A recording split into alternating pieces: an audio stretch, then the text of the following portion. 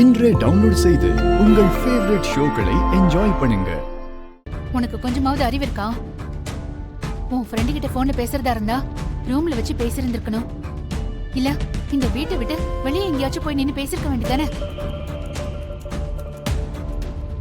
நம்மள மாதிரி ஆளுங்களாம் பகல்ல அக்கம் பக்கம் பார்த்து பேசணும், ராத்திரியில அது கூட பேசக்கூடாதுன்னு தெரியாதா உனக்கு? வீட்டோட செவத்துக்கு கூட காது இருக்கும், அது கூட தெரியாத முட்டாளா நீ? இங்க ரொம்ப சாரிங்க, ஏதோ தெரியாம பண்ணிட்டேன். நீ பாருங்க, நான் பண்ணது தப்புதான், அதுக்காக என்ன மன்னிச்சிருங்க. இனிமே இந்த மாதிரி தப்ப நான் பண்ணவே மாட்டேன். இனிமே பண்ணா என்ன பண்ணலனா என்ன, அதான் எல்லாம் சிறப்பா பண்ணிருக்கியே. அவளுக்கு தான் இப்ப எல்லா விஷயமும் தெரிஞ்சு போச்சே. சரி, கோவப்படாதீங்க, நடந்தது நடந்து போச்சு. இப்ப அடுத்து என்ன பண்றதுங்கிறது உங்க கையில தானே இருக்கு. நீங்க இருக்கிற தைரியத்துலதான் நான் அந்த வானத்துக்கிட்ட சவால் விட்டே வந்திருக்கேன். அந்த சவால்ல நான் ஜெயிக்க நீங்க தான் எனக்கு ஹெல்ப் பண்ணணும், ப்ளீஸ்.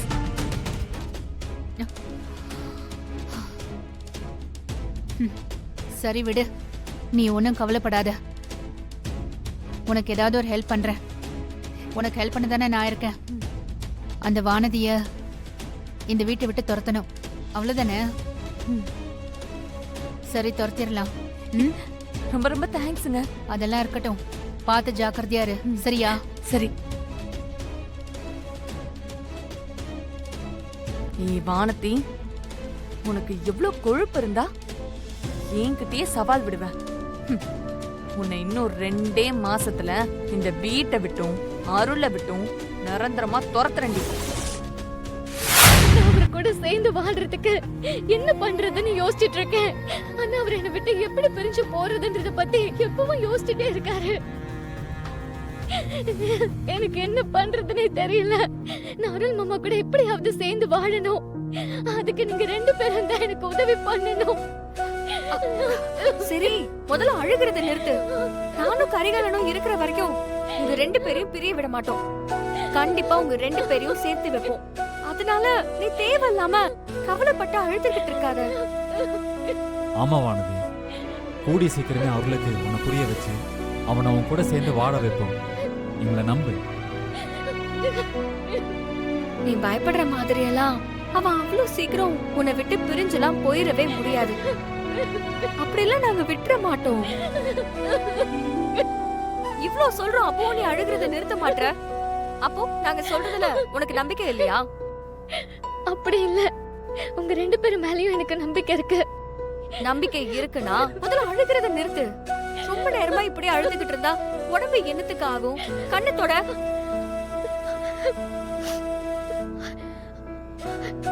நாங்க இருக்கோம்.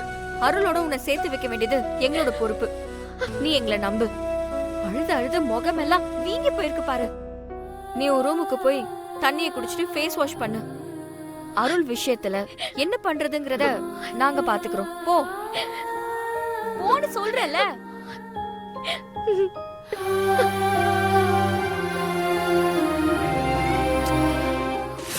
சொல்லுங்க நந்தினி, என்ன விஷயம்? மேடம், உங்க ஜூனியர் இப்போ அருளுக்கு கால் பண்ணிருந்தாரா? நான் தான் ரிமைண்ட் பண்றதுக்காக அவரை கால் பண்ண சொல்லியிருந்தேன். அதனால எங்க ஒரே பிரச்சனை ஆயிடுச்சு மேடம். பிரச்சனை ஆயிடுச்சா? என்ன பிரச்சனை?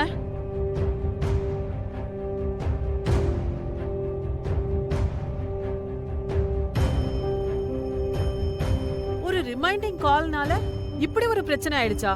ஆமா மேடம், நீங்க கொடுத்த 2 மாச டைம்க்குள்ள அவங்க 2 பேரும் ஒண்ணு சேர்ந்துருவாங்கன்னு பார்த்தா அது வேற ரூட்ல போய்கிட்டு இருக்கு. இப்போ நீங்க தான் அவங்க 2 பேத்தையும் சேர்த்து வைக்கிறதுக்கு ஒரு நல்ல ஐடியா கொடுக்கணும். கொடுத்துட்டா போச்சு. இந்த 2 மாசத்துல என்னென்ன நடந்தா அடுத்து அவங்க இந்த டைவர்ஸ் கேஸ வாபஸ் வாங்குவாங்கன்னு எனக்கு நல்லா தெரியும். அது என்னன்னு சொல்லுங்க மேடம். அதெல்லாம் போன்ல சொல்ல முடியாது. நீங்க 2 பேரும் முதல்ல கிளம்பி இங்க வாங்க. என்னோட மொத்த ஐடியாவையும் நான் உங்களுக்கு சொல்றேன். Okay madam. அட்வொகேட் மேடம் என்ன சொன்னாங்க? நம்ம 2 பேரையும் உடனே கிளம்பி நேர்ல வர சொல்றாங்க. வா போலாம்.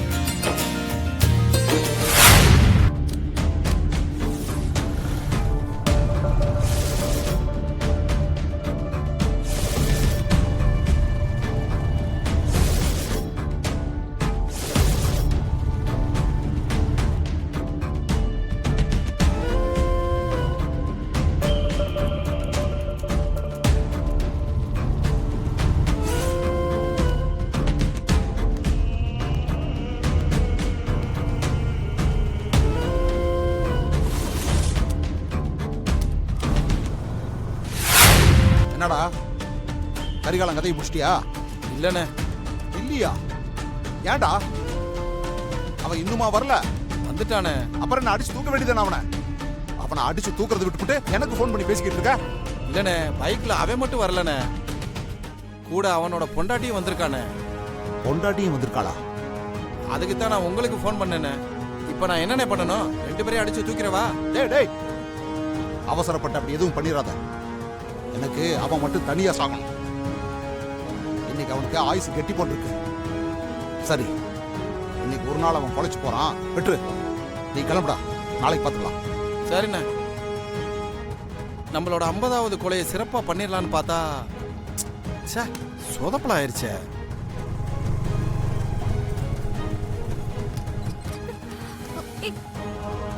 என்னாச்சு? இரு, பெட்ரோல் இல்ல போல இருக்கு, அதான் வண்டி நின்றுச்சு. வண்டியை எடுக்கும் போதே இதெல்லாம் பார்க்க மாட்டியா?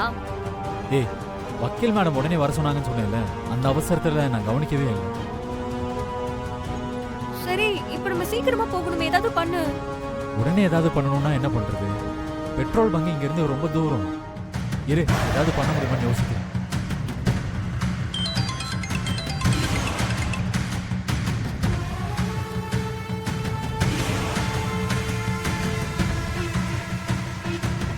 அதான் நாளைக்கு பார்த்துக்கலாம்னு சொல்லிட்டல, அப்புறம் எதுக்கு எனக்கு ஃபோன் பண்றேன்? இல்லண்ணே, அவங்க போய்கிட்டு இருந்த வண்டி பெட்ரோல் இல்லாம நின்றுச்சுண்ணே. இப்போ அவன் மட்டும் தான் தனியா இருக்கான். தனியா இருக்கானா? அவைகடா? அந்த பொண்ணு அவனை விட்டுட்டு தனியா போய் போன்ல பேசிக்கிட்டு இருக்குண்ணே. டேய், இதான சரியான நேரம், அடிச்சு தூக்குடா. சரிண்ணே.